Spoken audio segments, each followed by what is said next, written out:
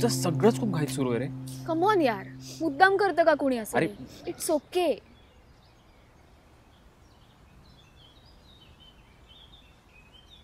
ए मी आलेच. आजोबा काय कसे आहात? मस्त आहे.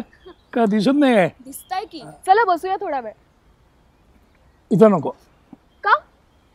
चल गंमत दाखव. कुठे? चल ग, कट्टा, मॉडर्न कट्टा. ओके. बर मला सांग, हे ब्रेकअप कशामुळे झाला?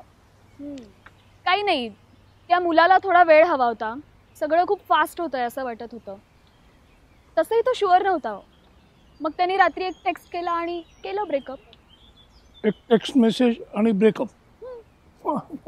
टेक्स्टवर कसं सगळं सोयीस्कर असतं. बर. समोरासमोर आलं की उगाच वाद वाढतात हो. मग वाद नको म्हणून संवाद करायचा नाही. बेस्ट आहे. हे बघ, आता तुमची सगळी नाती एका बोटावर आलीत. पण मग तसं असणं वाईट आहे का? वाईट नाही आहे. म्हणजे बघा ना, या कोविडच्या काळात या ॲप्सनीच केवढी मदत केली. ही ॲप बनवणारी हाडामासाची माणसंच होती का नाही? हा? बरोबर आहे.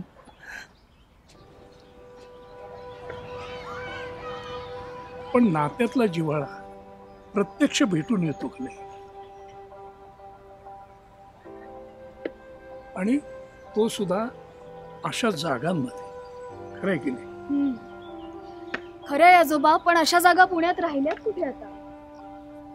अगं, जागेचं महत्त्व मला विचार. जागा म्हणजे काय? स्पेस. तुझ्या कीबोर्डवर स्पेस असते, 2 शब्दांमध्ये स्पेस असते, अगदी 2 श्वासांमध्ये स्पेस असते. तुम्हाला नक्की काय म्हणायचंय? मला म्हणायचं आहे, त्या तुमच्या फोनमधून बाहेरून जरा आमच्यासारखा विचार करायला शिक. म्हणजे हे बघ, आपण पुणेकर क्रांतिकारी विचारसरणीचे. वासुदेव बळवंत फडके, टिळक, शिवाजी महाराज यांच्यामुळे आपल्याला कणखरपणा आला. मग तुकाराम, ज्ञानेश्वर माऊली यांच्यामुळे संस्कृती आली. पु ल देशपांडे, द.मा. मिरासदार याच्यामुळे विनोदी वृत्ती आली. हे सगळं मला या पुण्याच्या कम्युनिटी स्पेसेसनी शिकवलं. त्यांनी मला घडवलं. कारण माझ्या सराउंडिंगशी माझा नेहमी कनेक्ट होता.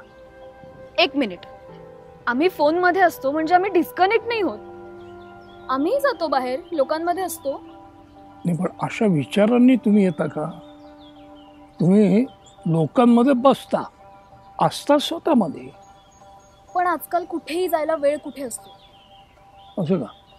संध्याकाळी हॉटेल आणि क्लबमध्ये जायला वेळ असतो का? हे बघ, प्रश्न असा आहे, तुम्हाला त्याची गरज वाटते का? अर्थात वाटते.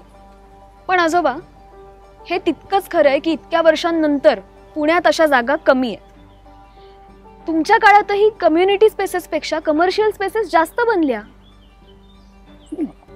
यात आमची चूक असू शकेल, पण तुम्हाला गरज वाटते ना, मग तुम्ही बनवणाऱ्यांपर्यंत पोचवा, डिमांड करा, म्हणजे अशा जागा बनतील.